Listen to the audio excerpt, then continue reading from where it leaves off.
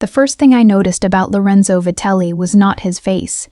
It was what happened to everyone else's. The ballroom at St. Aurelia's had been loud a second earlier, glasses chiming, silverware striking china, men in dark suits speaking low Italian across white tablecloths while donors pretended not to notice which hands wore signet rings and which wrists carried scars. Then the side doors opened and the room dropped into a silence so complete I heard the heels of the serving girl behind me hesitate on the parquet. Nobody announced him. They didn't need to. Power does not always arrive like noise. Sometimes it arrives like everyone else, remembering exactly where to place their eyes.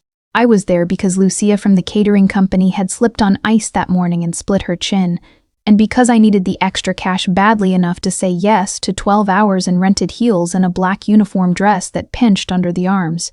The event was for the Matteo Vitelli Children's Scholarship, which sounded respectable and smelled like old church money, white wine, and a family trying to polish blood into philanthropy. I carried a tray of champagne flutes past the head table and kept my eyes down. That was my best skill around rich men and angry men. Today, I suspected there was overlap. Earlier, while we were setting silver, I had passed a framed black and white portrait in the foyer beneath the scholarship banner.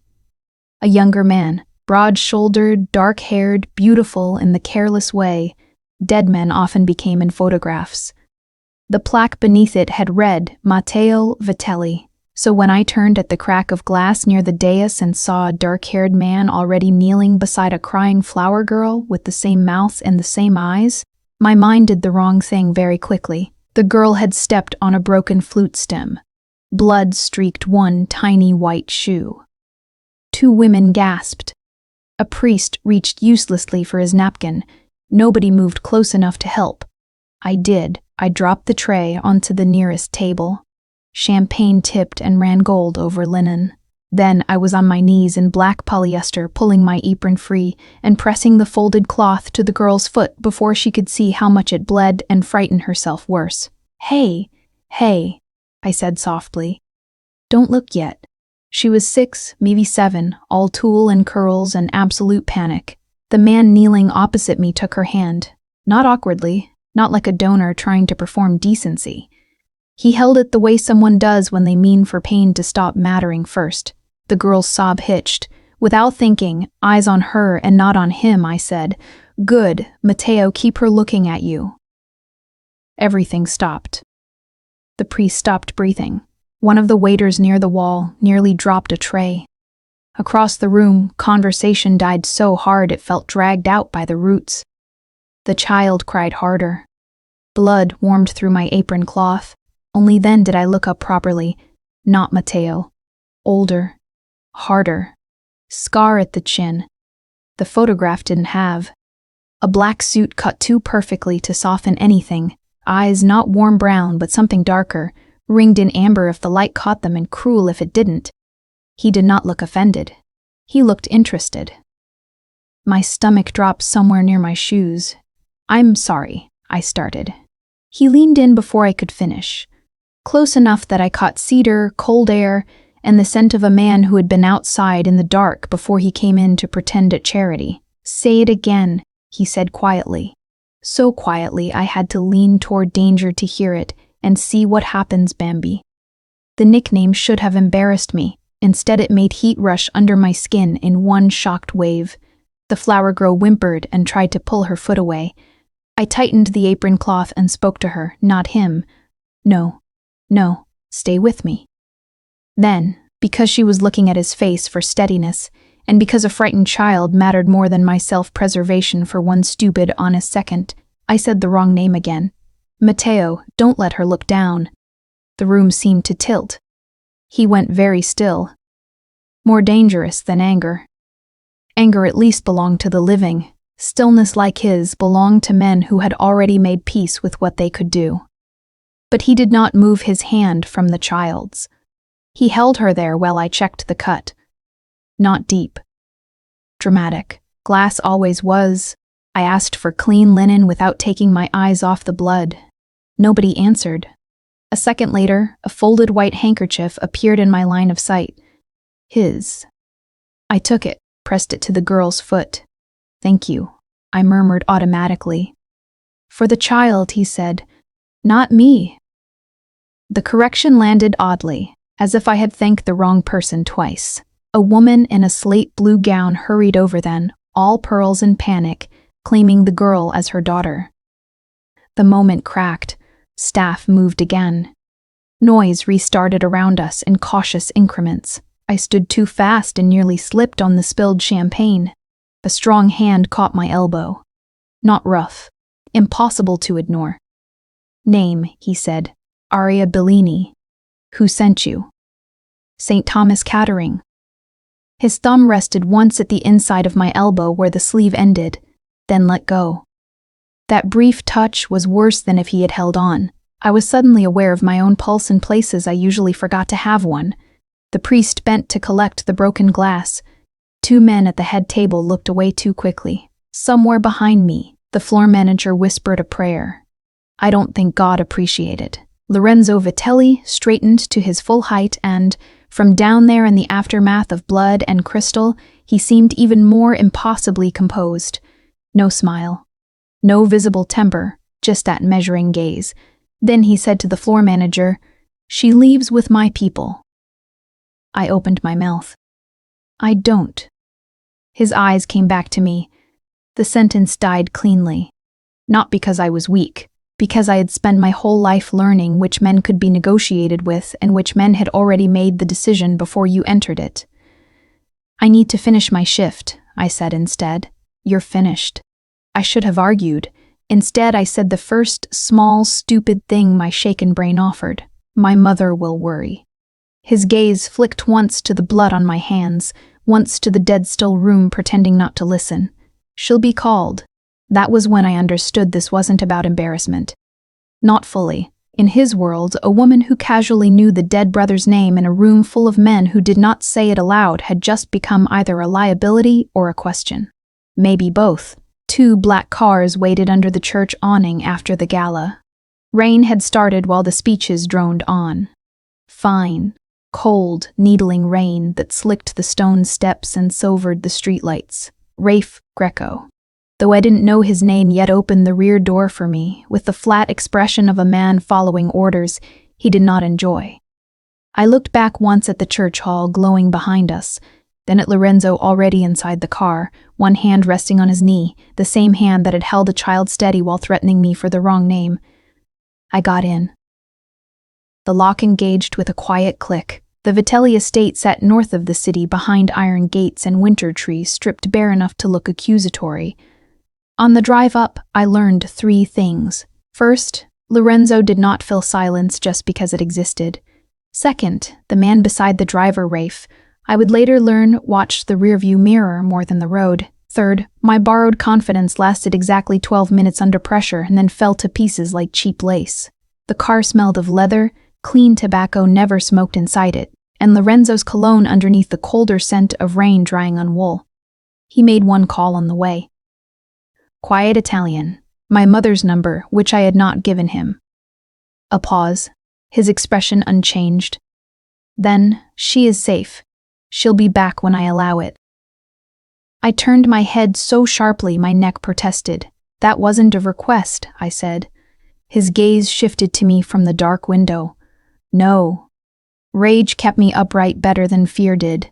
You don't get to speak to my mother like that. Would you prefer I didn't call her?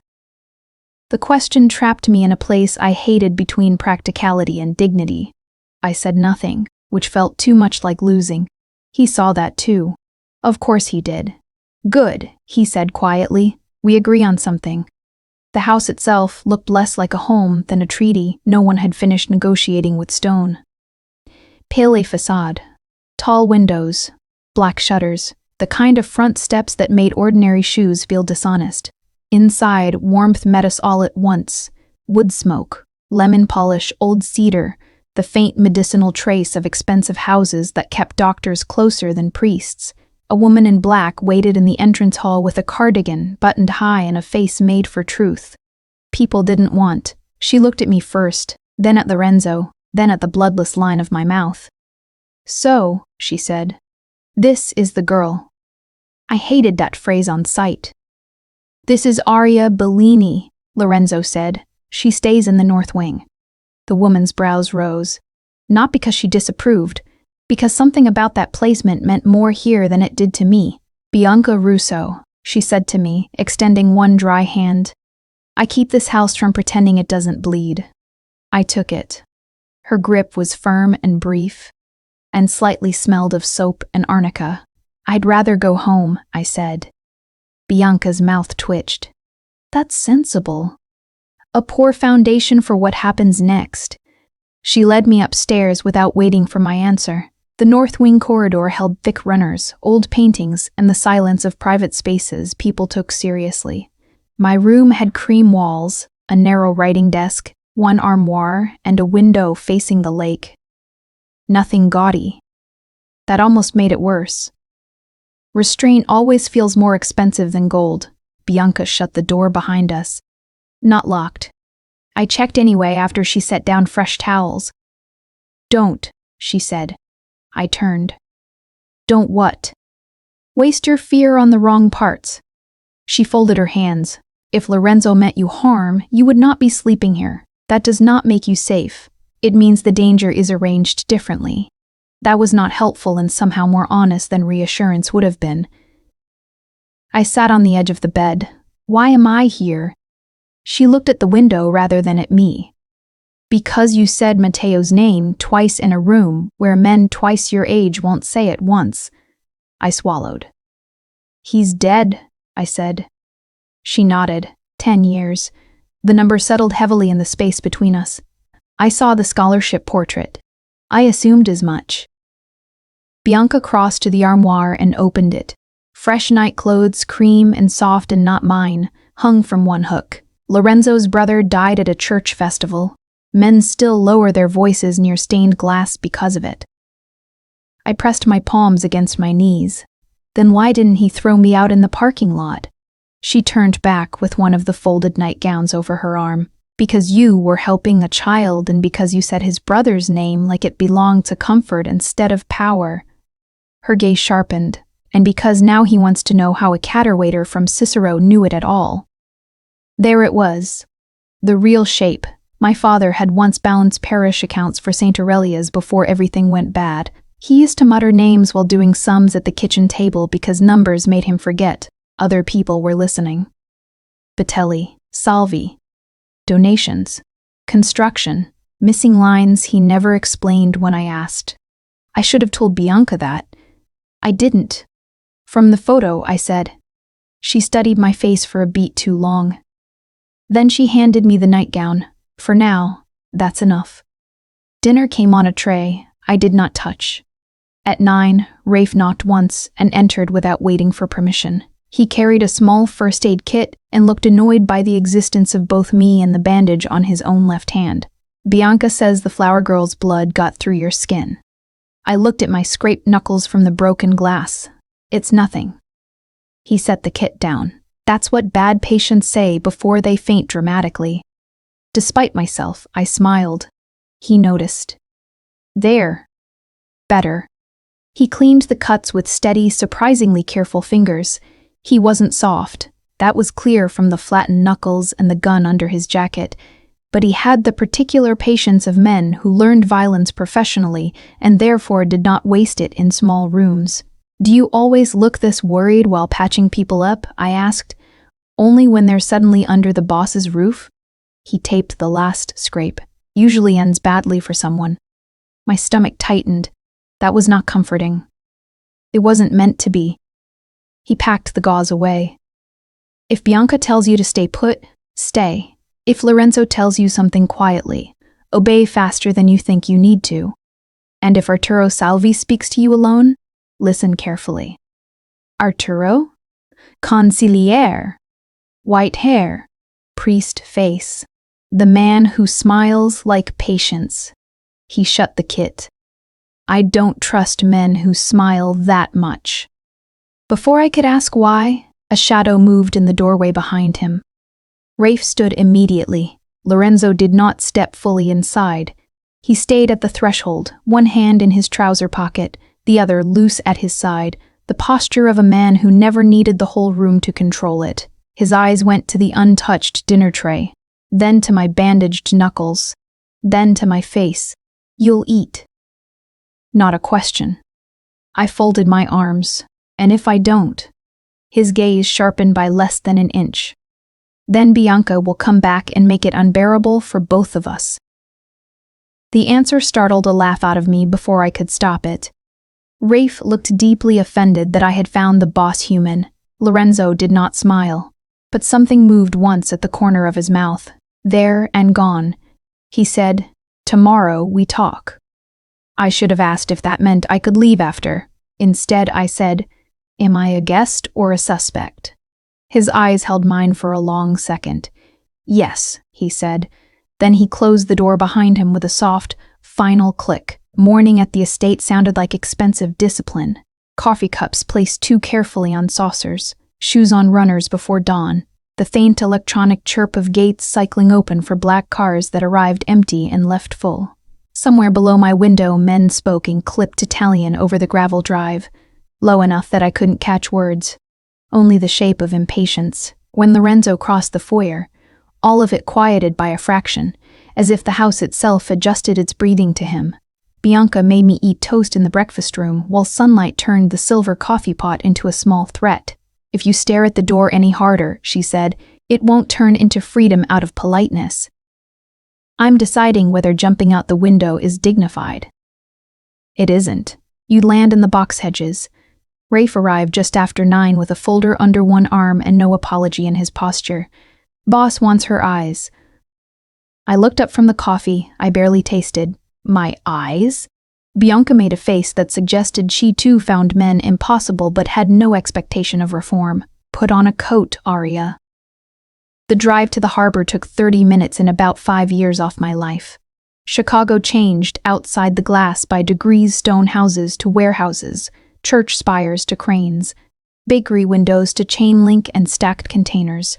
The farther south we went, the more the city smelled like river metal and diesel. Lorenzo sat across from me in the rear seat reading from the same folder Rafe had carried down.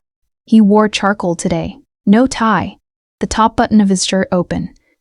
That tiny imperfection made him look more dangerous, not less. He did not explain why I was there until we passed through the security gate of a riverfront yard with Vite Li Logistics painted across a corrugated warehouse in white letters, big enough to be seen from an indictment.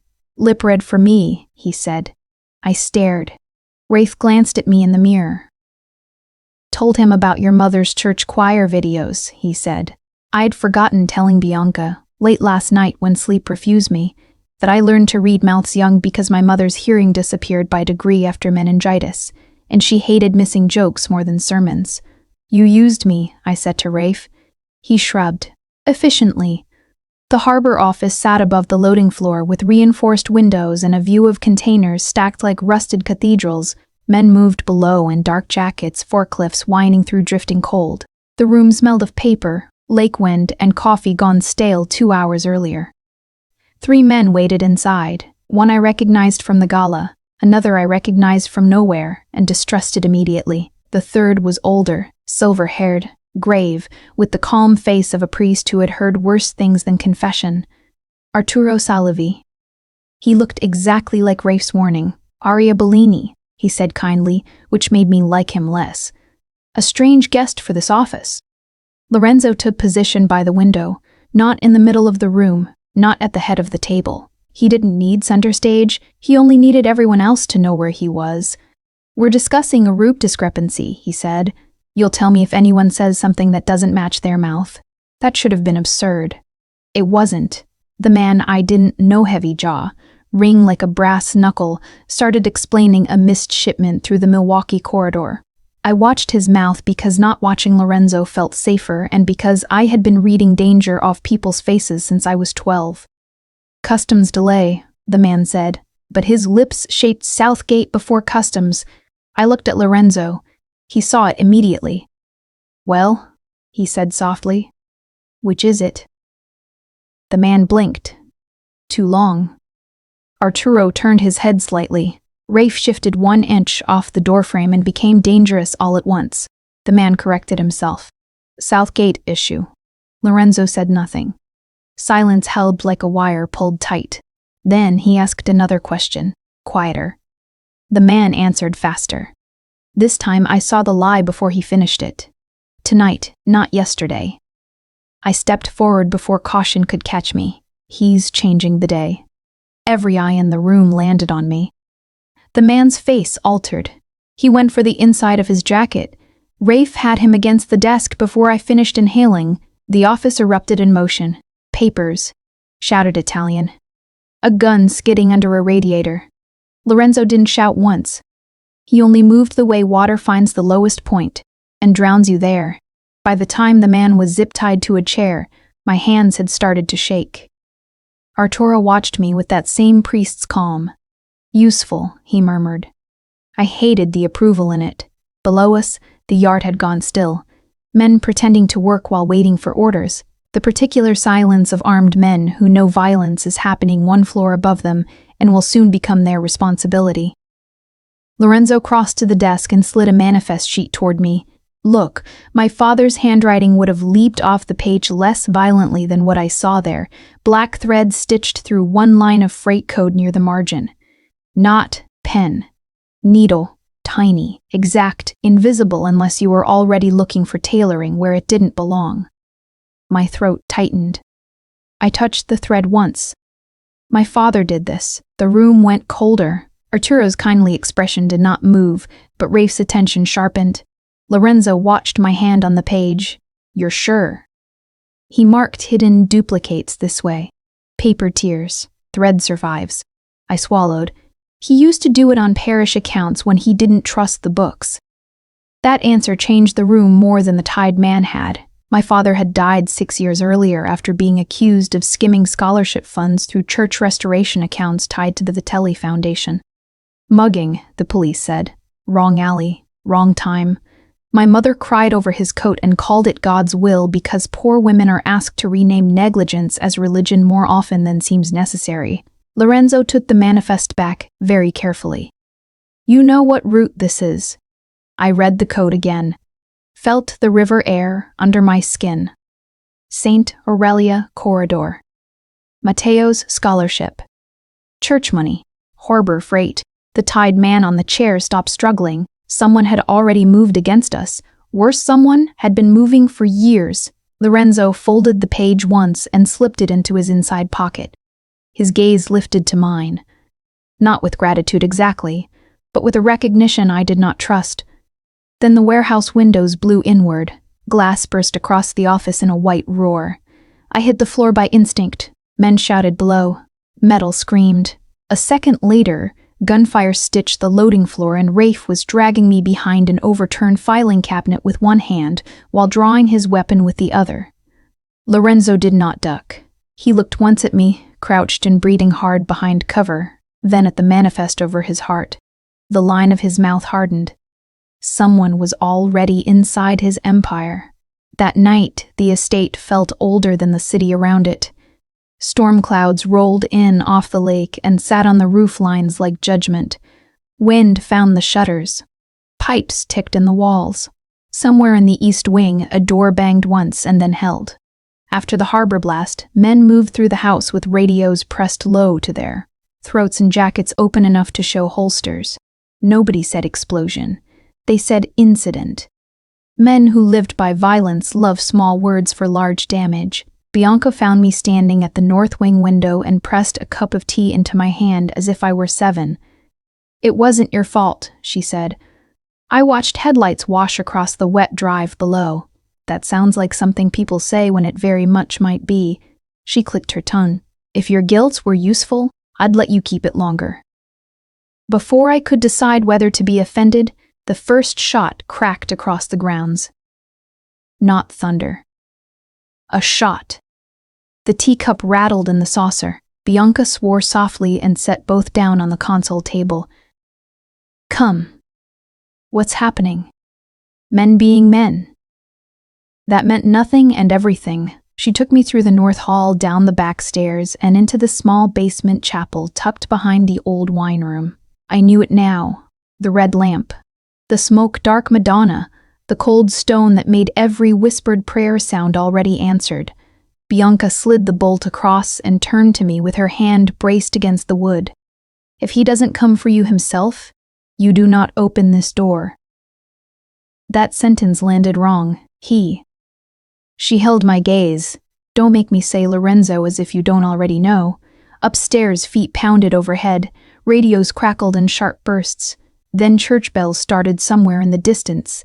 St. Aurelia's midnight tower carried by wind, and every hair on my arms rose. The bolt lifted almost immediately. Bianca's hand went under her cardigan. Small gun, not decorative. The door opened. Lorenzo stepped in with rain on his shoulders and a pistol in his hand. He took in the room in one sweep, Bianca armed, me against the pew, the bolt, the altar. No exits. Only then did the gun lower by a fraction. Perimeter's holding, he said. Driveway team only. The church bells kept sounding through the stone in slow, terrible intervals. Bianca put the gun away. Then why do you look like that? He didn't answer. I saw it before she did, or maybe she saw and knew to look away. Lorenzo had gone still in a different way than usual, not controlled, not sharp, absent by inches. The bells kept tolling. The red lamp made the hollows under his cheekbones darker. His hand on the pistol did not tremble, but his jaw had locked so hard the muscle showed. Matteo had died at a church festival. The bells were dragging him somewhere old and merciless. Bianca made a decision and stepped into the sacristy behind the altar under the pretense of checking medical supplies none of us needed. She left us in the lamp glow and stone-cold air. I should have stayed where I was. Instead, I crossed the few feet between us before I could talk myself out of it. Lorenzo. His gaze dropped to me slowly as if I had spoken from farther away than the chapel allowed. Another bell. His breath caught. Tiny. Still real. Without thinking, I reached up and smoothed 2 rain-wet strands of hair back from his forehead. The gesture was ridiculous in that room. Intimate in a way I had no right to make it. My father used to freeze with grief when the creditors came, and my mother would do this touch first. Words later, as if returning him to his own face mattered more than whatever was at the door. Lorenzo went completely still, not angry, startled in the most dangerous possible direction. The chapel seemed to shrink around us. His eyes dropped once to my mouth and came back up harder. My hand should have fallen away then. It didn't. I could feel the damp coolness of his skin under my fingers, the heat beneath that. The human reality of a man everyone else turned into reputation because reality was worse. They used the church bells before, he said finally. His voice had gone low and rough, scraped thin at the edges. That night? I did not ask which night. I touched the scar at his jaw very lightly with one fingertip. Matteo. He shut his eyes once. When they opened again, they were darker than before. I was told to keep him in the square. My father wanted to see who moved first when the shot started. The word sounded like something long buried and pulled free by the wrong weather. I obeyed. Outside, more gunfire snapped across the grounds, distant now. Inside, I forgot to breathe. Lorenzo's hand came up then, not to remove mine but to catch my wrist. His fingers closed around it, warm and very careful, and not careful enough to hide what that care cost him. He lowered my hand from his forehead slowly. He didn't let go when it reached the height of his chest. My palm rested against the wet fabric of his shirt. The first violent thing I noticed was not his heartbeat. It was the temperature of his stoneness. The way holding himself together felt like heat, trying not to become flame. I shouldn't be here, I whispered. He looked at my hand against him. No, that was not disagreement. It was worse. Another bell rolled through the stone. His thumb moved once at the inside of my wrist as if to count my pulse, or calm it, or prove it existed outside his head. Bianca reappeared just then with bandages. No one had requested, and a face that said she had once been young and would not discuss it. Driveway clear, she said. The moment broke because it had to. Lorenzo released me first, took a step back, and the chapel regained its proper dimensions. He picked up the gun from the pew where he'd set it without my noticing. At the door, he paused. Then, without looking at me, he said, "From now on, if Bianca tells you to move, you move. If Rafe says get down, you get down. If I say stay behind me, you don't improvise." I should have bristled. Instead, I said, too quietly, "I don't want another church to happen." His head turned at that. For one brutal second, something open moved through his face. Then it was gone. Neither do I. He left us there in the chapel with the bells still fading through the walls and the imprint of his hand warm around my wrist long after the bolt slid shut. By the next afternoon, the house had learned how to function around war, not gracefully, efficiently. Men came and went through the side entrance with boxes, files, bloodless expressions. Bianca turned the morning room into a triage station after one driver came back with a split scalp and another with 2 broken fingers wrapped in kitchen towels. Rafe disappeared for 6 hours and returned with a bruise blooming under his eye and a florist's receipt tucked into his jacket pocket, like proof he had once been raised by humans. I found the prayer book while looking for a handkerchief I had no right to borrow. Bianca had set me to Lorenzo's study with fresh tea, because apparently being kept under watch now included errands. The study smelled of leather, smoke, and the cold mineral trace of rain drying at the window panes. Walnut shelves climbed to the ceiling. A fire burned low in the grate. On the desk lay ledgers, a silver letter opener, and a folded black jacket thrown over the chair back, careless by Lorenzo's standards. In the inside pocket of that jacket was a small leather-bound prayer book with my father's initials pressed into the cover. My hand stopped. For a second, I only stared. Then I looked toward the door. Empty corridor. The house muttering softly to itself around me. I took the book out. It opened naturally to the middle as if used there often. Not prayers, figures. Black thread stitched through the page margins in the code I knew from childhood. My father used thread when ink could be scrubbed. Route numbers. Dates. The initials SB, along 3 different church transfers and 1 hospital donation line, Stefano Valente. I had heard the name whispered in the kitchens with the same mouth-shaped men used for storms. Lorenzo's cousin, once heir apparent before Lorenzo took the chair. Smarter than his temper looked. More reckless than his suits implied. The floor under me seemed to shift. My father had known. Worse, he had hidden it inside Lorenzo's jacket, which meant he had either trusted a future version of this house to find it, or never gotten the chance to place it properly anywhere else. I should have taken the book to Lorenzo immediately. Instead, fear made me stupid. Not fear of him. Fear of being wrong in a way that got people killed. My father died because papers turned up in the wrong hands at the wrong time. I stood in Lorenzo's study with my pulse hammering and decided I would verify the code first. That was the mistake. I slipped the prayer book into the deep pocket of my skirt, just as the study door opened. Lorenzo stepped inside with Arturo Salvi at his shoulder. I went cold so fast my teeth almost hurt. Arturo's priest face took in the tea tray, the open jacket, the inch I had stepped away from the desk too late. "Miss Bellini," he said kindly. Lorenzo looked from Arturo to me to the jacket. His face did not change. Somehow that was worse. "Leave the tea," he said. Arturo lingered half a second too long before withdrawing, closing the door behind him with a soft click. That sounded very much like a lock, even though it wasn't. Lorenzo waited. I set the tray down. Tea trembled in the cups. "What did you take?" The directness of it stole my prepared lie. "Nothing." His gaze held mine for 1 beat, 2.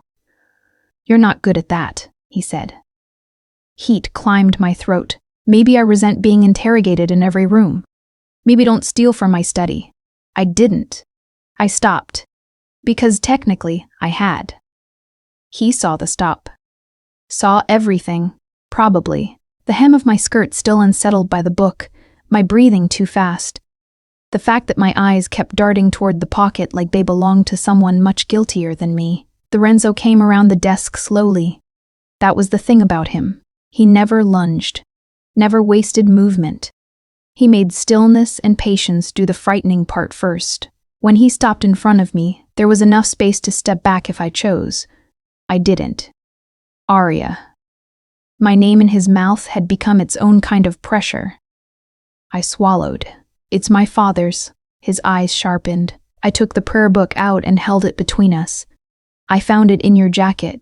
I wasn't trying to steal it.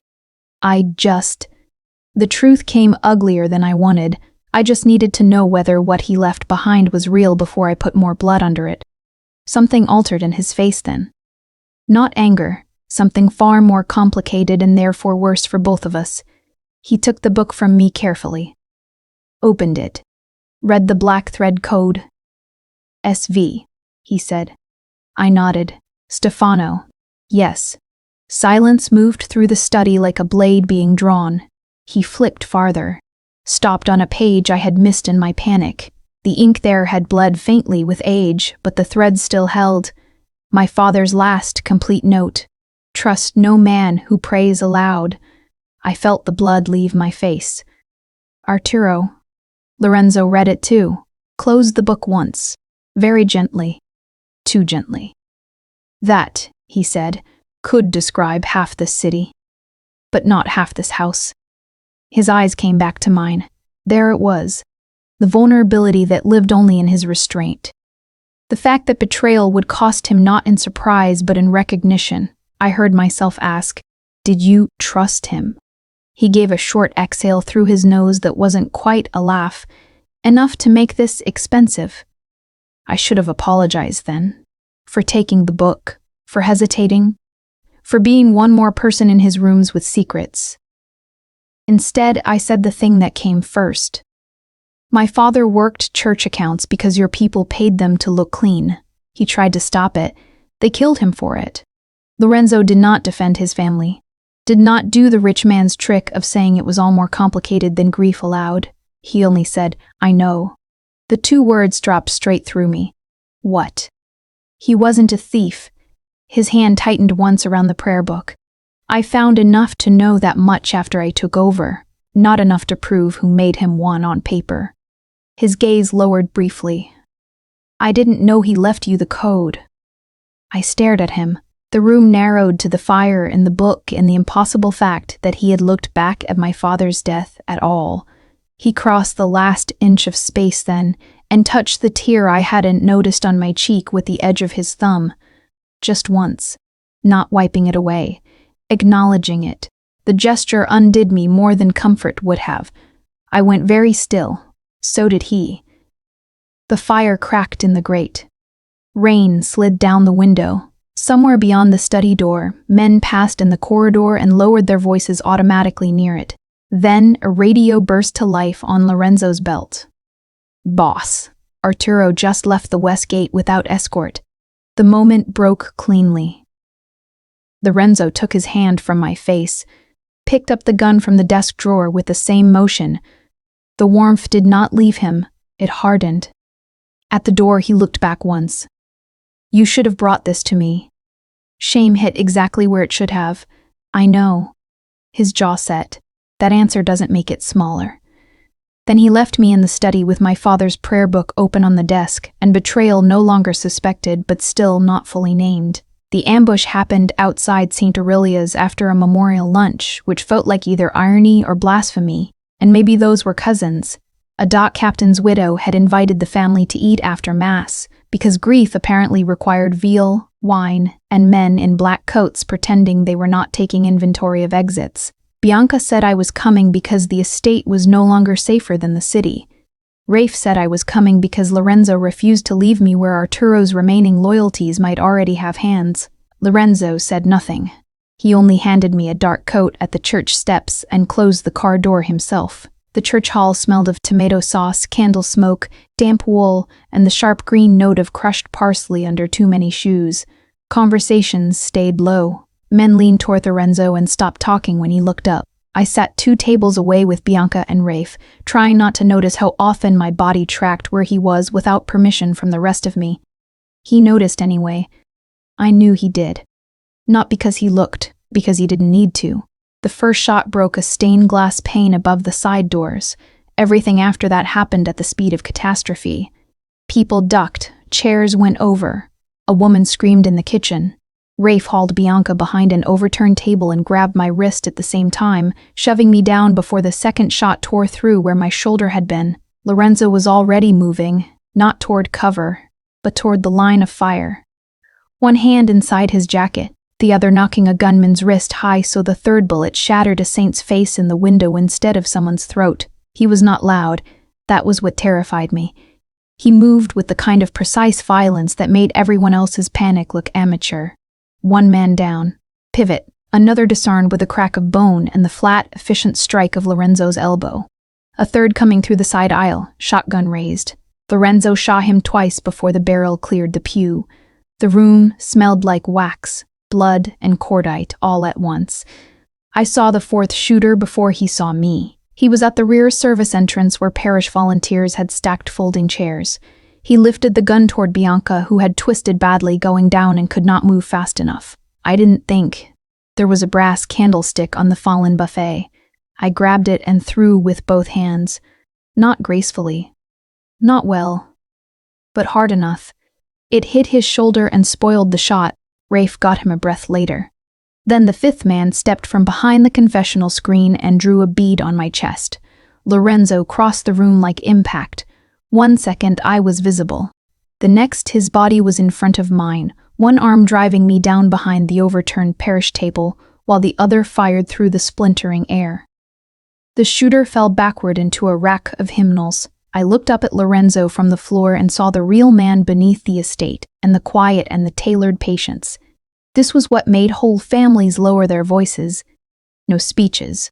No rage. Just a devastating efficiency that apologized for nothing and ended everything it touched. My heart slammed hard against my ribs for reasons terror alone could not explain. He turned, knelt, and caught my jaw lightly between blood-warm fingers. Where?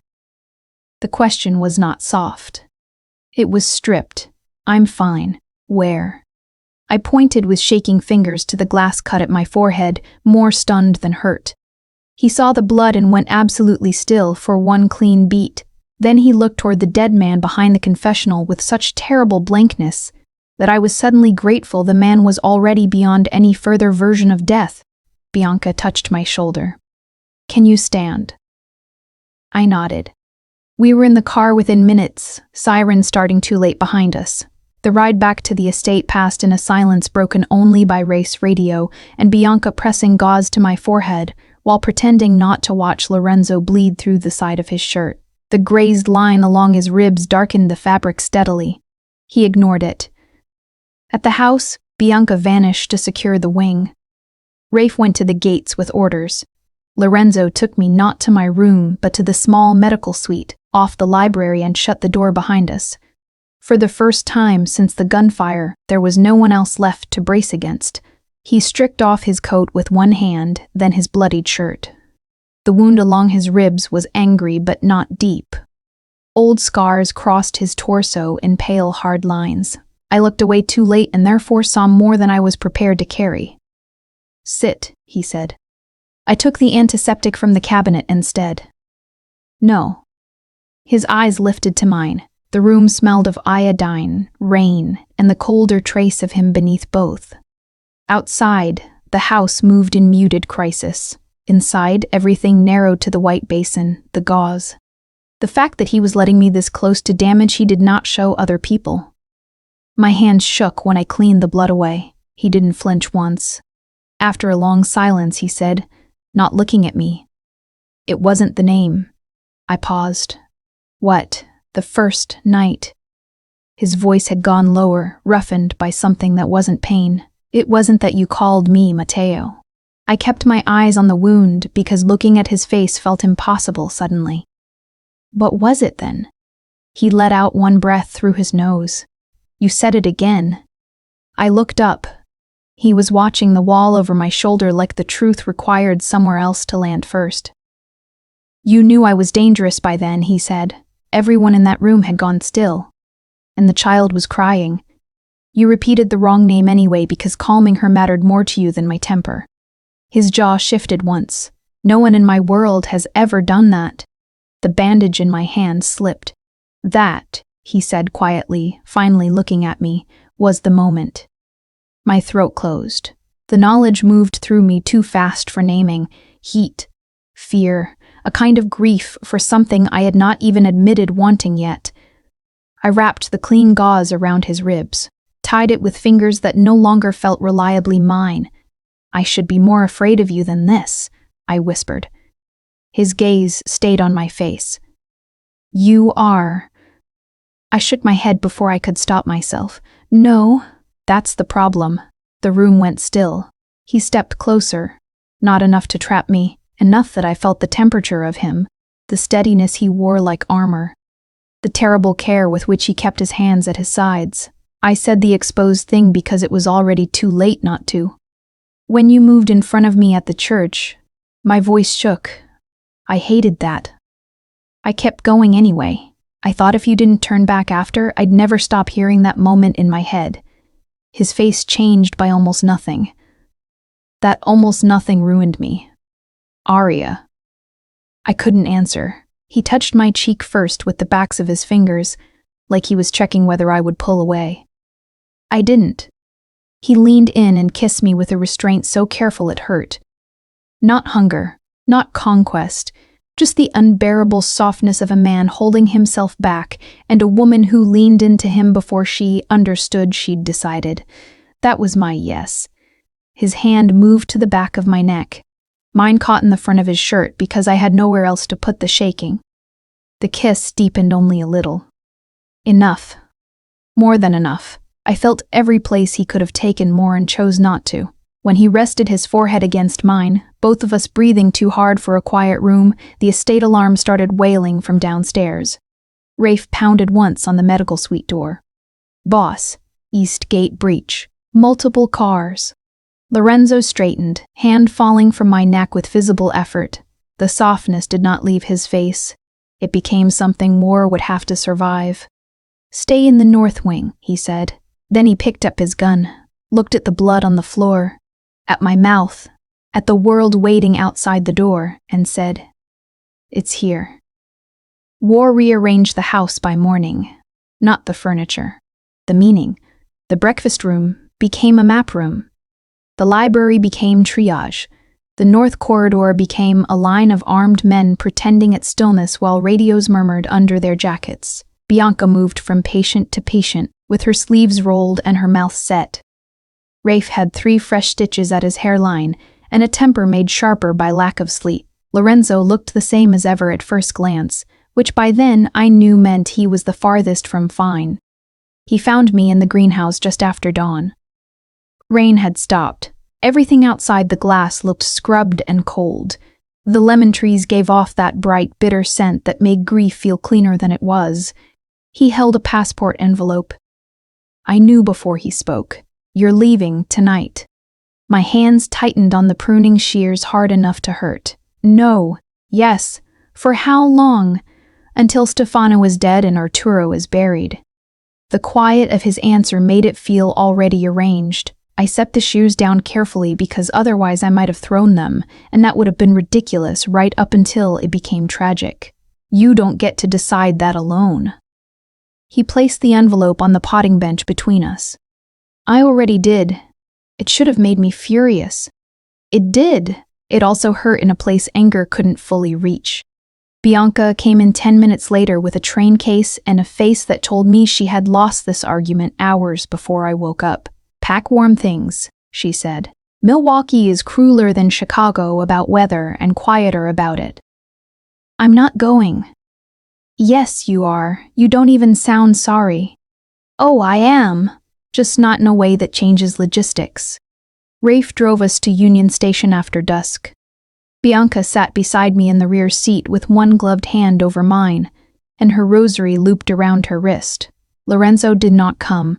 That was the sharpest cut of the day, and the one I despised myself for feeling most. The city passed in wet light and exhaust haze. Crowds under umbrellas, corner stores steaming their own windows, men at crosswalks with their collars up and their thoughts elsewhere. Ordinary life continuing right next to the fact that mine had gone off its rails. I had the prayer book hidden in my handbag. That was my second mistake. Not taking it. Keeping back the last loose page I found folded into the binding after lunch. I had read it in the bathroom with my pulse in my ears and found a route code Lorenzo had not yet mentioned aloud. A station drop. Union. South Concourse. I had meant to tell him once I was sure I'd read the thread correctly. Then war turned the house into motion and I became a woman with one more secret in a car taking her away from the man it endangered. At the station the air smelled of damp concrete, coffee, and train brakes. Rafe carried my case. Bianca took my elbow when the crowd pressed too close. The departure board clicked above us. Milwaukee in 12 minutes. This was the real exit point. I knew it the way some things arrive whole. If I boarded, I could still walk back toward the person I had been before Lorenzo Vitelli leaned over a bleeding child and changed what danger looked like. Not the same person exactly, but something adjacent. A woman who still believed careful distance could keep her soul from staining. I wanted that. God help me, some part of me wanted it fiercely. Then I touched the prayer book in my bag and saw with sickening clarity what his world had already cost. Bianca's sleepless eyes, Rafe's stitched hairline, the line of Lorenzo's mouth when he said it's here.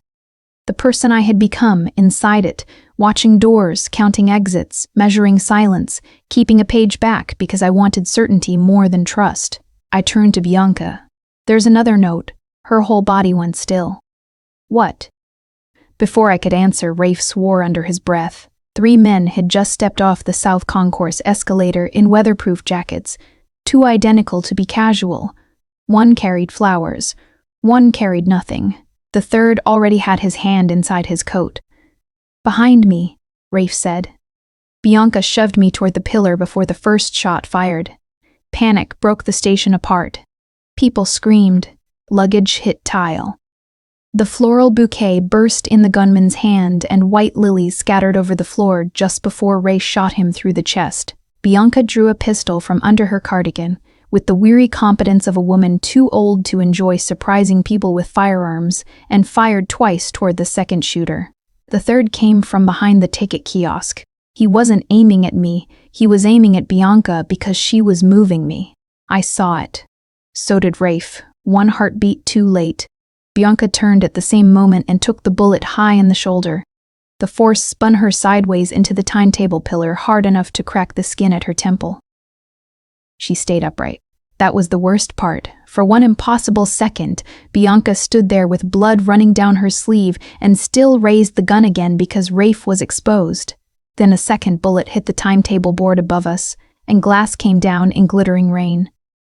Rafe grabbed my coat collar and dragged me backwards so hard my feet left the tile. Move. I'm not leaving her. He slapped the train ticket into my palm and shoved me toward the open carriage door where conductors were screaming for people to get clear. This is the order now. Orders. Always men in their orders. Always blood making them sound holier than they were.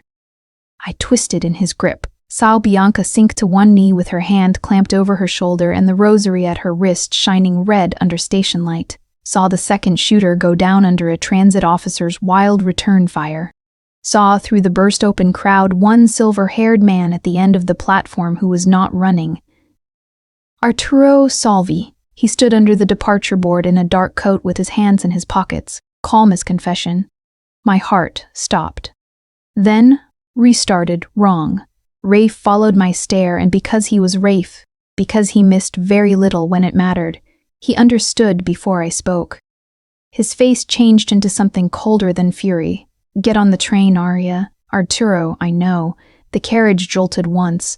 Doors chimed. He shoved me up the metal step. I caught the rail, half-turned, about to jump back down anyway, and saw Bianca looking straight at me through the stampede and smoke of station panic. Not at Rafe. Not at the shooters. Me. Go. Her mouth shaped. Then the train pulled. The platform slid away under yellow light and gunfire, and the sight of Rafe turning back toward Bianca while Arturo disappeared into the crowd without hurry. Like a man who had already been paid for patience. I hit the carriage floor on my knees and grabbed the seat frame because the city had just cut me loose from it by force. The train took me anyway. The first 10 minutes north felt like theft.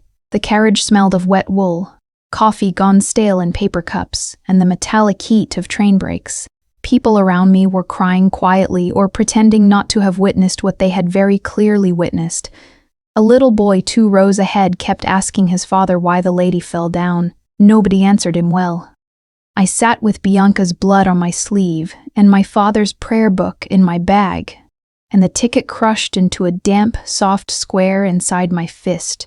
Milwaukee waited at the other end of the line like a bad idea wrapped in practical clothes. If I stayed on this train, I could still become some version of the woman I had been 2 weeks ago. Tired, broke, careful, alive in the small, acceptable ways. I could tell myself that leaving had not been cowardice, but obedience, that Lorenzo had chosen for both of us because men like him always had, that my life before him, narrow as it was, had at least belonged to me. Then, I opened the prayer book again. The folded page I had hidden there before the station slid out into my lap. Black thread. 3 knots, 1 long pole, a route code. My father's hand had written only 5 words in faded ink beneath it. Bell Tower. Arturo keeps the key. The train roared over a switch. The page trembled in my hand. Bell Tower, not metaphor. St. Aurelia's old South Bell Tower. The one sealed after the fire inspection my father used to joke was purchased with guilt and incense. If Arturo kept the key, then Arturo had been more than a cautious consigliere. He had been inside the architecture of betrayal from the beginning. I shut my eyes once. This was the real exit point, not the platform. Now. Leave, and maybe I saved what remained of the person who still believed distance could keep her clean.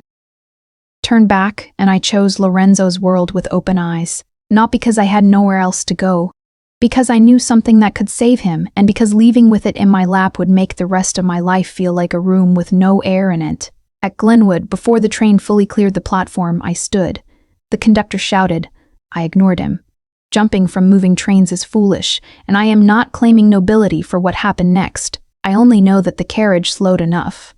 My boots hit wet concrete hard enough to jar my teeth, and then I was running back through freezing rain, with my bag slamming against my hip and my father's book tucked under my coat like a second heart. A cab driver refused me at first. Then he saw the blood and the tears I hadn't noticed were happening and said, "Lady, either get in or collapse somewhere less dramatic."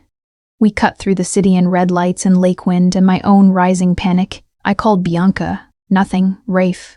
Nothing. Lorenzo, straight to secure voicemail that did not even say his name. So I went where the thread pointed.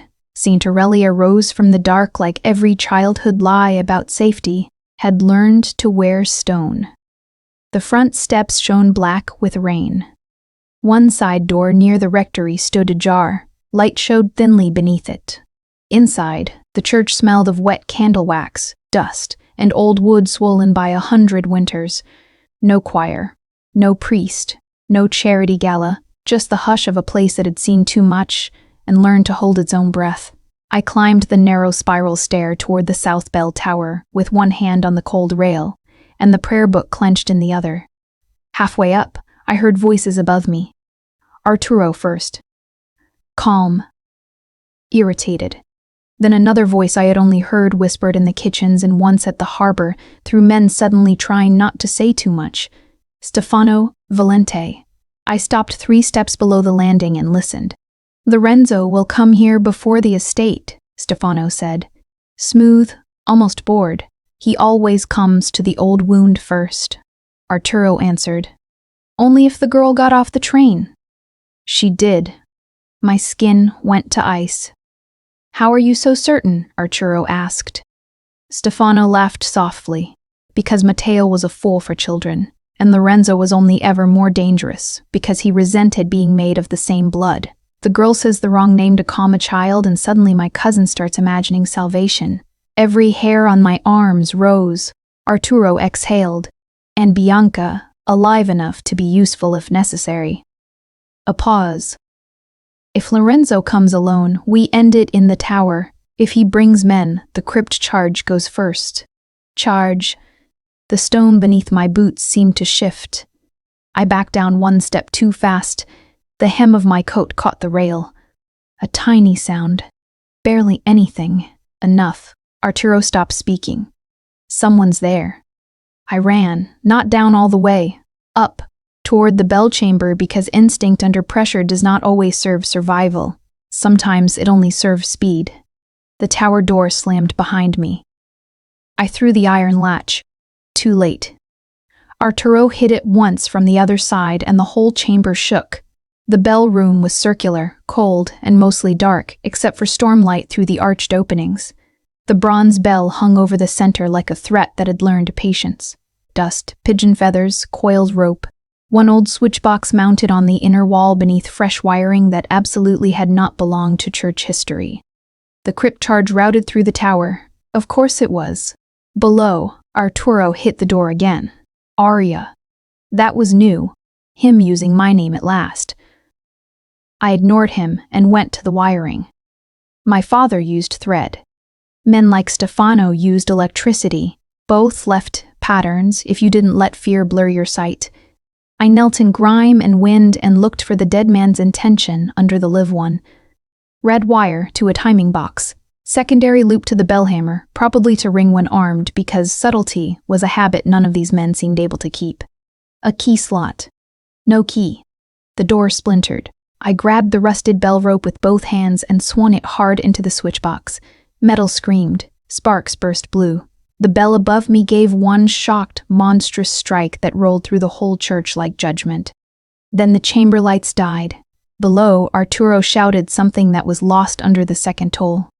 In the black, the door started giving way. And somewhere out in the rain-dark city, Lorenzo had not reached me yet. The first man through the tower door wasn't Arturo. He was one of Stefano's guards, broad-shouldered and stupid enough to think darkness belonged to him because he entered it armed. The emergency light from the stairwell made a red stripe across the floorboards. Smoke from the fried switchbox stung my throat. I stayed crouched behind the bell frame, with splinters under my palms, and the broken brass housing from the timing box clutched in one hand like a prayer I did not believe in. He stepped into the chamber and said, "Girl," as if that settled the hierarchy. I threw the brass housing at his face. It hit hard enough to buy me 1 second. I took it, dove low, grabbed the iron bell wedge from the floor where it had fallen during the strike, and drove it into the back of his knee with both hands. He went down cursing. The gun fired into the ceiling. Stone dust rained over us. Then Arturo came through the red half-light with his own weapon up, and his old calm burned clean off his face. "Enough," he snapped. I backed toward the bell rope, breathing too fast. The chamber opened to storm on 3 sides. The city below looked far away and wet and absolutely indifferent to small deaths in old towers. Arturo's gaze took in the dead switchbox, the sparking wires, the guard writhing on the floor. "Your father wasted his cleverness on the wrong people," he said. I hated that his voice still sounded like comfort to the ear. Men like him built their treacheries out of exactly that. "You sold Matteo," I said. He did not deny it. That was Lorenzo's father's order. "But you kept obeying after the father died." His jaw tightened. There it was. The true wound of cowards, not guilt, but being seen clearly. Families survive by choosing the stronger son. "Then you chose wrong." The words cost me. They also bought another second because Arturo's face changed, and men like him always paused before they killed anyone who managed to reach the one honest nerve still functioning. That pause ended when footsteps thundered up the stairs below. Not one man. Several. Arturo heard it, smiled once without warmth. Good. Then the tower door behind him exploded inward under a shoulder hit hard enough to shake the bell. Lorenzo came through the frame like the consequence of every bad decision in the room. Rain on his coat. Gun already up. Rafe behind him, pale and limping but moving anyway. 2 other Vitelli men filling the stairwell with controlled violence and very little noise. Arturo pivoted toward the new threat. The wounded guard lunged for his fallen pistol. Rafe shot him before his hand closed.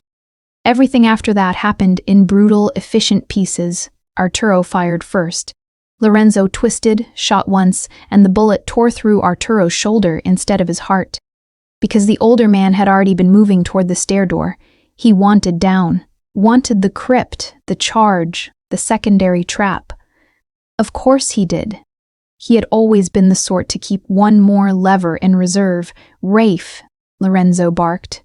Rafe went after Arturo at once, boots hammering the steps, one hand at his side where blood had started fresh through his coat. Lorenzo turned to me. Not dramatic. Not soft. He crossed the chamber in 3 long strides, took my face in both hands, counted bruises, breath, terror, all of it, and then pulled me hard against him with a force that hurt and steadied at once. I made a sound I would deny under oath. He smelled like rain, gun oil, and the cold of being outside too long with the wrong thoughts. His hand covered the back of my head. Mine gripped his coat because I had needed something solid for too many hours. He drew back only enough to look at me. "Are you hurt?" "I don't know." That was the truth. His gaze dropped to the scraped skin at my hands, the dust in my hair, the black streak across my cheek from the switchbox, and his face went frighteningly blank for 1 second before effort returned. I grabbed the front of his coat. The crypt. "There's a charge." He didn't waste a breath on surprise. "Where?" "Under the south transept, Bell Circuit." He was already moving me toward the stairs with one hand at my neck, shield and instruction in the same touch. We hit the landing at speed, and the church opened beneath us in layers of red emergency light, incense smoke, and men shouting over gunfire in the nave. Rafe had Arturo pinned at the crypt steps. The old consigliere knelt with blood down one sleeve and hate all over his mouth. One hand hovered too near the key box, mounted by the iron gate below the choir screen. Rafe saw it. So did Lorenzo. Neither could get a clean shot without risking the panel. I did not think. I took the saint's brass candlestick from the landing table and hurled it. Again. Not beautifully. Hard enough. It hit Arturo's hand as his fingers closed on the switch. Bone cracked. The key clattered across the stone. Rafe was on him a breath later, driving him into the crypt rail while Lorenzo vaulted the last 3 steps and ripped the panel open with his bare hands. Sparks. Wire. Old plaster dust. "Time?" he snapped. I dropped beside him on the stone floor and read the setup through the smoke and my own heartbeat. No timer now, manual arm. He needs the key. Good. It shouldn't have sounded like relief. It did. Above us, another volley of shots cracked from the rectory side. Stefano. The name ran through me like a cold current. He still hadn't shown himself, which meant this had all been staging. Tower. Crypt. Arturo. History as bait while the real hand stayed clean. Lorenzo saw the realization hit me. "Where?" "Not here," I said. "That's exactly why." Arturo laughed blood into the crypt rail. "Still slower than Matteo." Lorenzo turned his head. The bell strike from the tower must have done something strange to the night, because for 1 second the whole church seemed to listen. Then Lorenzo walked to Arturo and took the older man by the jaw with one hand. No speech. No questions. No grief performed for witnesses. Just one look, long enough to show Arturo he had lived to see the exact face of the son he had helped ruin. "What you did to Matteo," Lorenzo said quietly, "wasn't strategy." Arturo tried to smile. No, it was correction. Lorenzo let go as if touching him further offended some remaining standard. He didn't shoot him. That would have been too brief. Instead, he handed Arturo to Rafe and said, "Bind his hands. He walks into daylight for this." It was the greater punishment. Exposure. Trial. No myth of loyal sacrifice. Just the city seeing what he was. The church doors burst inward at that exact moment, and Stefano Valente finally appeared in the threshold framed by wet night and blue police light too distant to matter yet. He was beautiful in the hard way men become when cruelty has done most of the shaping. Black overcoat. Dark hair plastered back by rain. His smile arrived first and meant nothing good. He took in the crypt, Arturo captured, Lorenzo armed, me crouched beside the ruined panel. Then he looked straight at Lorenzo and said, "You always do choose the church before the empire." Lorenzo's body changed in a way only I would have noticed by then. Not rage, something quieter and worse. Recognition. Stefano was not only an enemy, he was the version of family power that believed tenderness was always a tactical failure, and every wound should be made useful. The mirror had finally stepped into the light. Outside, sirens grew louder. Inside, Lorenzo kept one hand at my back and watched his cousin smile across the nave like a man waiting to see whether blood or faith would win this last argument. One of us, I knew then, might not survive what came next. By dawn, St. Aurelia had become a battlefield pretending to be a church. Rain blew in through shattered side glass. Himmels lay burst open in the aisles, pages sticking to blood-dark puddles on the stone. The incense from evening mass had turned bitter under smoke and cordite. Men crouched behind pew ends with guns drawn and their shoulders locked. A statue of the Virgin had lost 2 fingers to stray fire, and now looked as if even mercy had been taught to point. Stefano stood beneath the broken rose window as if the ruin had been arranged for his entrance. He hadn't come with many men. That was the frightening part. He knew the shape of Lorenzo's grief too well to waste bodies when memory itself could serve as terrain. Rafe hauled Arturo to the side transept and tied him to the iron gate with zip cuffs through both wrists. Blood ran from Arturo's shoulder and broken hand, and he still found enough breath to sneer like a man who thought history would flatter him. Bianca, I learned in one gasping exchange with Rafe, was alive. Surgery. Furious. That alone kept my knees from failing outright. Lorenzo positioned me behind the marble baptismal font. Stay down. I can help. I know. It wasn't permission. It was worse. I crouched anyway, palms damp on cold stone, and watched the men organize themselves around him. That was how his authority always showed most clearly to me, not in speeches or threats, but in what happened to everyone else's bodies when he moved. Shoulders aligned. Eyes sharpened. Fear put away because his was the steadier instrument. Stefano lifted his voice just enough to carry. You dragged family into daylight. Arturo won't survive a court. He wasn't family, Lorenzo said. Stefano smiled. That's exactly what they said about Matteo when he got inconvenient. The name hit the church like another shot. Lorenzo didn't flinch. I did. Because that was what Stefano wanted. Not just victory. Distortion. He wanted Lorenzo to become the kind of man who would let the dead be redefined by utility because that was the creed Stefano had built himself out of. Leave the girl, Stefano called. I'll make the route books disappear and the docs stay yours. Lorenzo's silence answered first. Then he said, no. One word. Absolute. The gunfire started again from the choir loft. Not Stefano. Men he'd held in reserve above the organ pipes because of course he had. One Vitelli guard went down hard behind the front pew. Rafe fired upward. Stone chipped from the arch by my shoulder. Someone screamed near the confessionals. I saw the path before Lorenzo did not, because I was smarter, but because I was lower to the ground and terrified enough to notice what survival offered. The old processional ropes for the festival banners still ran from the choir loft pulley down to the side altar where volunteers used to tie lilies and fabric in June. One rope was frayed. One wasn't. Stefano stood almost directly under the intact line. I moved, not into gunfire. Along the floor behind pews, through wax and shattered glass and damp hymn sheets, the rope cleat at the side altar was tied twice and jammed under a brass angel bracket. My fingers slipped once. Again. Then the knot gave. The loft banner crashed down. Not pretty. Not cinematic. Heavy red velvet and 2 brass crossbars dropping out of nowhere onto Stefano and the shooter nearest him in a tangle of church pageantry and physics. One man screamed. The other vanished under fabric long enough. Long enough was all Lorenzo needed. He crossed the nave in 4 strides and hit the nearest shooter before the man cleared himself, disarming him with one shot and driving the barrel away from the pews. Rafe took the loft man a heartbeat later.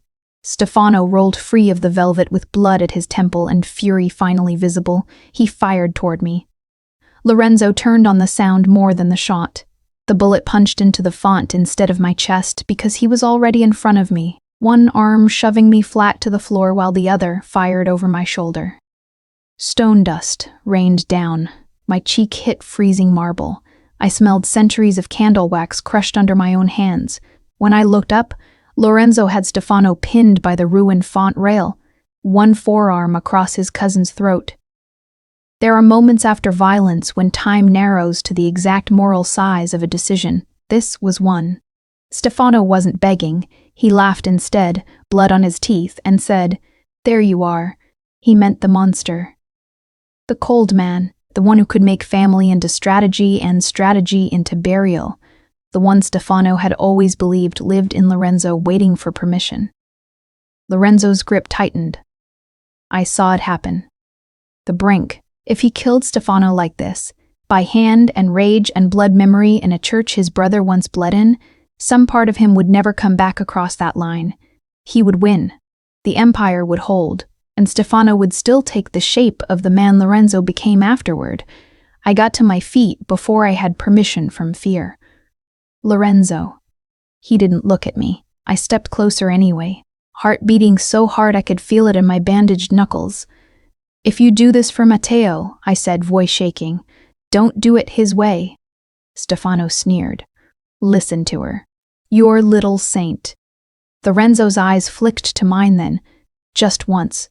I saw everything in that look. The old church square, his father's order, Matteo in the open, the years since built on restraint, sharp enough to cut skin off everyone around him. The fact that I had seen him at his worst and was still stupid enough to be standing there. He let Stefano go, not mercifully, not gently. He stepped back and shot him through the knee instead, dropping him to the stone with a howl that echoed under the broken window. Then Lorenzo looked at Rafe. "Bind him." Rafe, breathing hard and bleeding through one sleeve, grinned without humor. With pleasure. The police finally broke through the outer doors then, led by a captain too connected to ask foolish questions and smart enough not to narrate what he saw. Men started lowering guns. The church exhaled in broken bodies and smoke. Arturo sagged against the transept gate, watching Stefano dragged across the aisle toward daylight in zip cuffs and pain and disgrace. No martyrdom for either of them. No clean death. Just exposure, trial, rot. That cost Lorenzo something I could feel even if he would never say it plainly. The last illusion that family blood made betrayal more complicated than it was. Some men deserved a bullet. These men deserved to live long enough to be named properly.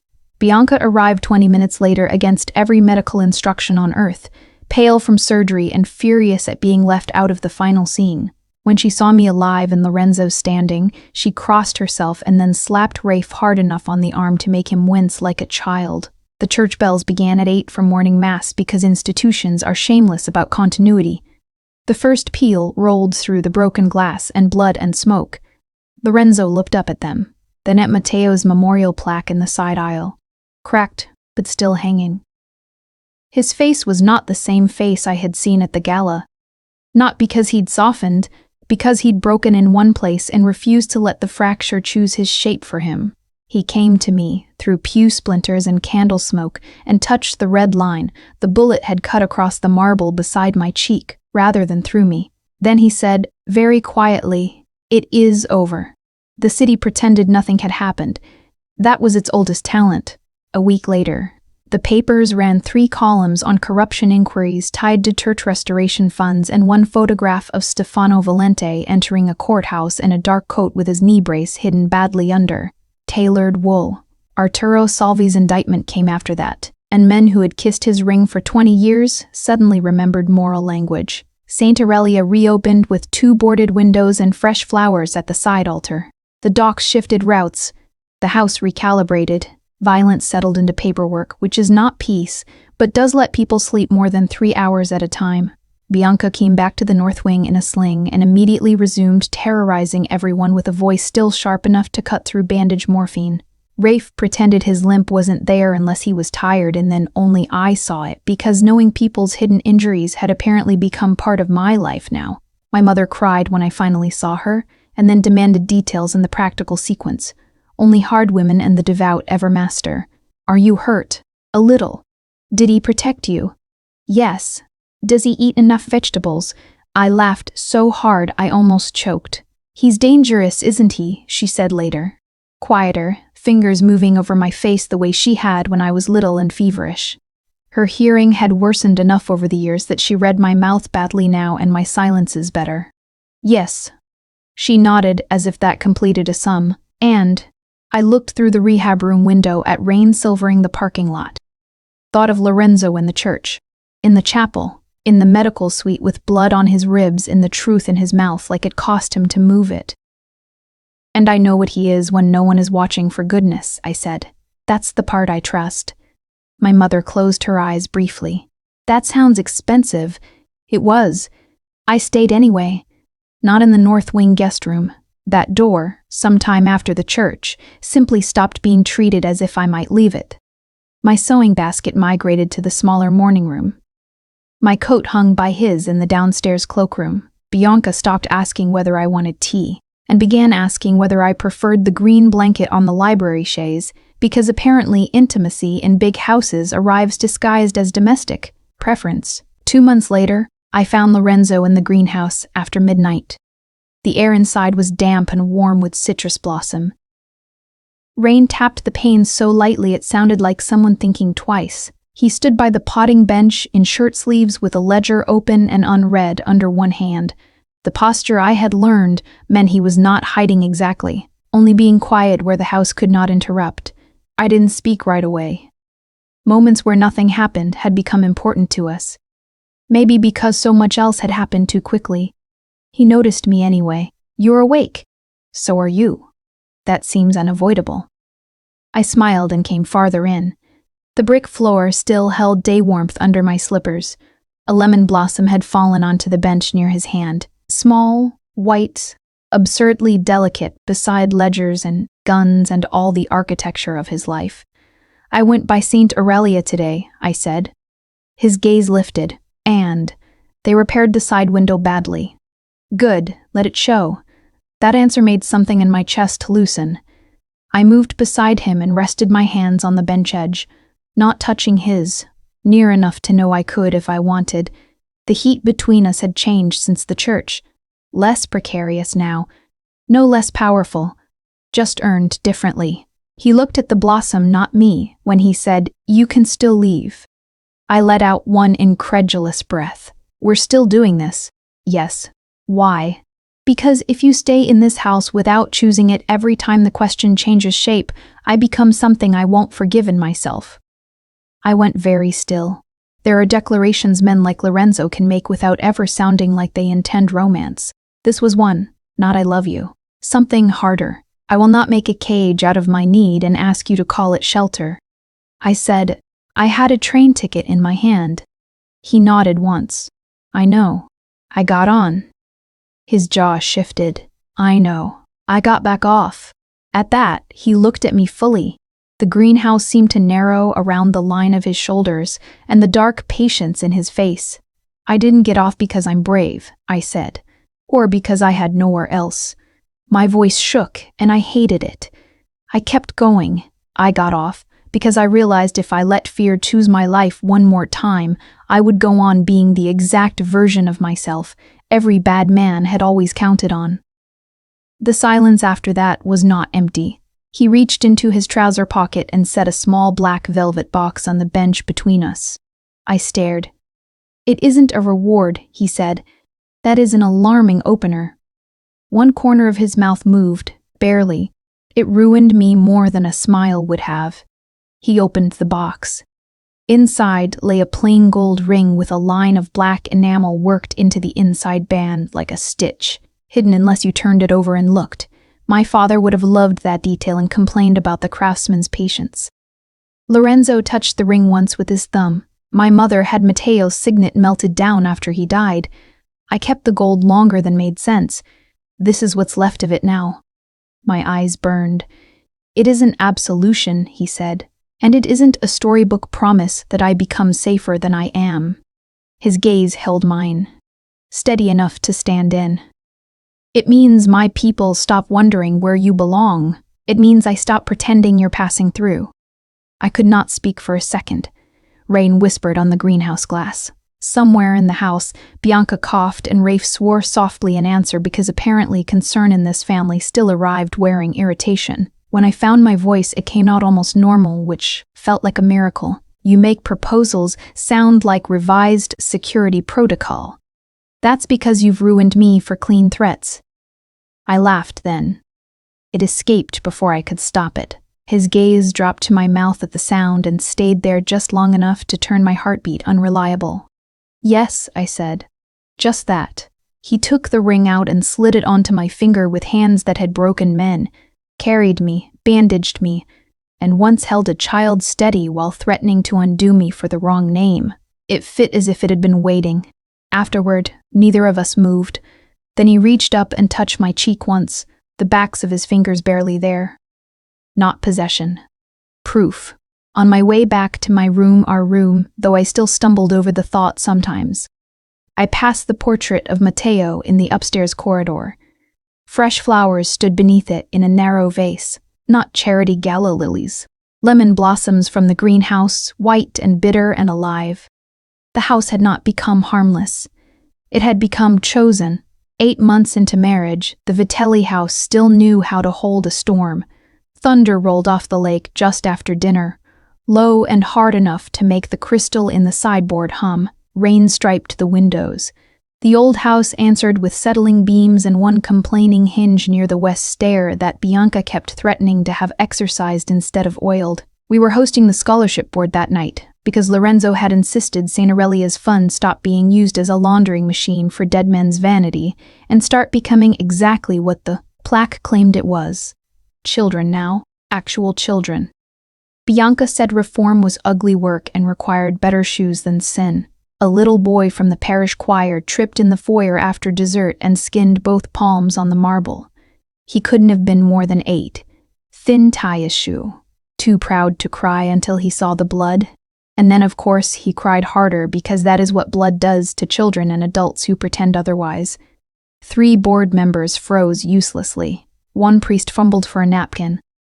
Lorenzo came in from the library at the sound of glass and panic. Dark suit immaculate, expression already changing the room around him.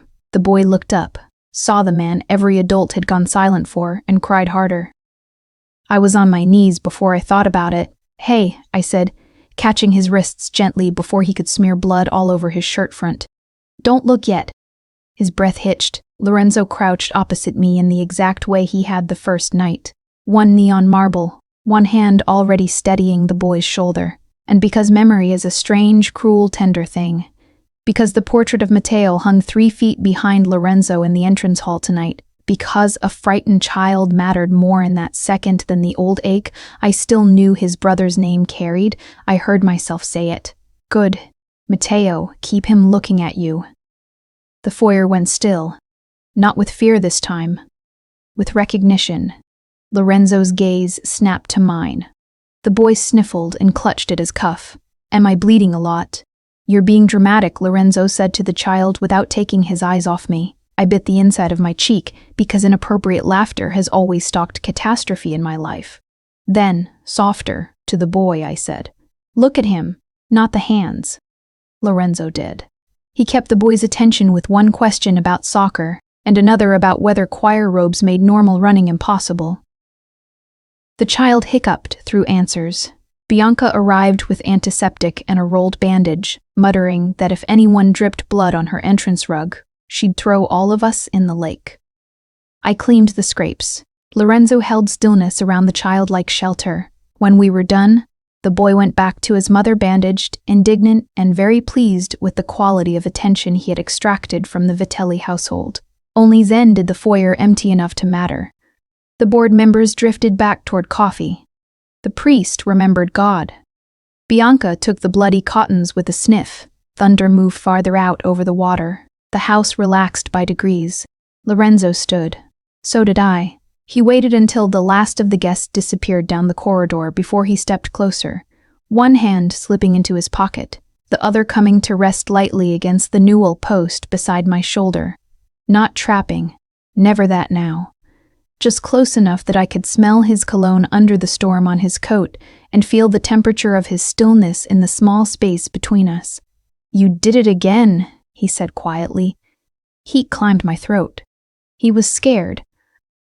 I know.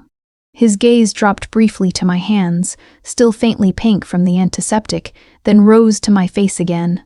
That's the point. I looked away first, at the rain on the leaded glass, at Matteo's portrait catching the lamp glow, at the house that had held so much grief and somehow made room for other things anyway.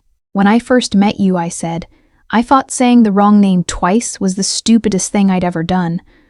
It was in the top 5. That startled a laugh out of me. His mouth shifted, there and gone. Then he said, Lower now. Do you know what it cost me? The laughter vanished. He touched the inside of my wrist, exactly where he had in the chapel, exactly where he still did when he wanted truth more than performance. It cost me the idea that distance was safer than love, he said. You said his name to calm a child while every instinct in the room told you to protect yourself first. His thumb moved once over my pulse. And you still do that. You still make my anger, my history, my reputation smaller than someone else's fear. Every time, it lands the same. My throat tightened too fast for dignity. I'm sorry, I whispered. For Matteo? For hurting you. Something changed in his face. Not softness exactly. More dangerous. The thing beneath it. No, he said. You didn't hurt me with that. He glanced once toward the portrait, then back. You made him human in my house again. I couldn't answer. Not immediately. There are moments when language becomes less useful than breath, so I did the only thing I could manage. I rested my forehead lightly against his chest and listened to the slow, certain beat there under tailored wool, and all the contradictions that made him mine and not safe, and still home in every meaningful sense. His hand came to the back of my neck, not for urgency, not to claim, just to keep me there for one more second in a foyer that had once held my fear and now held the quieter truth after. When I lifted my head, he kissed my forehead once, the briefest warmth, and looked past me toward the dining room where laughter had restarted, ordinary and imperfect and real. The empire was stable. The men who had tried to twist it through Matteo's grave were gone. Bianca still ran the kitchen like a military campaign. Rafe still complained about florists and secretly tipped them too much. My mother had begun asking Lorenzo for help with crossword clues because apparently terror evolves into domesticity if left alone long enough. Outside, the storm moved north. Inside, Lorenzo took my hand and led me back toward the dining room where the scholarship board waited with coffee, ledger revisions, and children's names written correctly for once. That was the life we built. Not clean, not gentle, chosen. And because every door this story opened has now been closed, I will leave you with the only ending that fits. I said it wrong, and loved him right.